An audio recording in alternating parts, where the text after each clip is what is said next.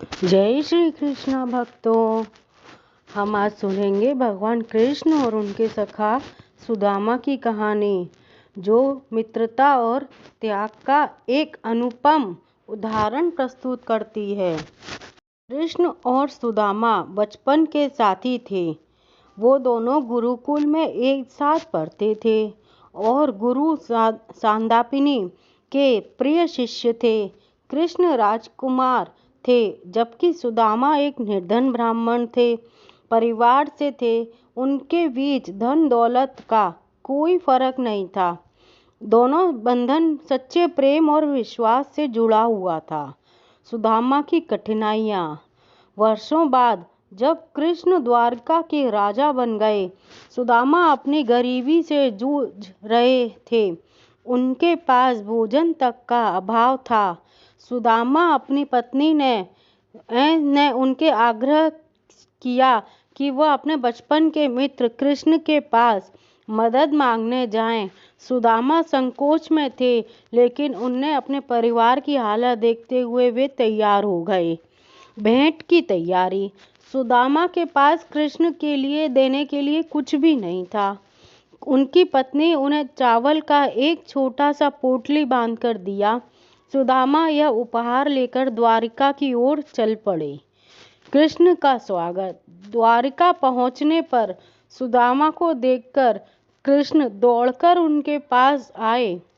उन्होंने सुदामा को गले लगाया, उनके चरण धोए और उन्होंने अपने सिंहासन पर बिठाया।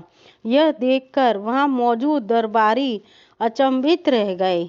कृष्ण ने सुदामा का स्वागत पूरी श्रद्धा प्रेम से किया। पोटली का भाव। कृष्ण ने सुदामा के हाथ में बंधी पोटली देखी और मुस्कुराते हुए उसे खोलने लगे।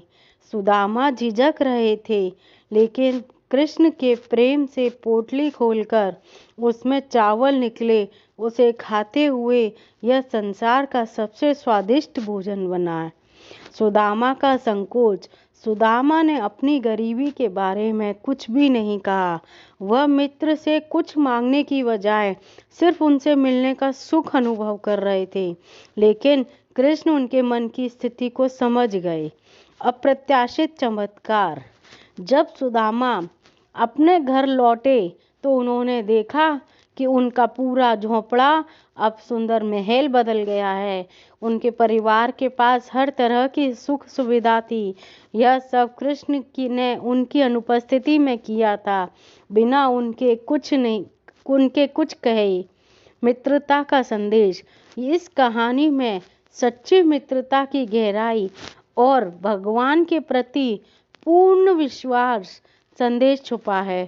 कृष्ण ने यह दिखाया है कि सच्चे मित्रों के लिए धन दौलत और स्थिति मायने नहीं रखती, बल्कि प्रेम और समर्पण ही सबसे बड़ा उपहार है।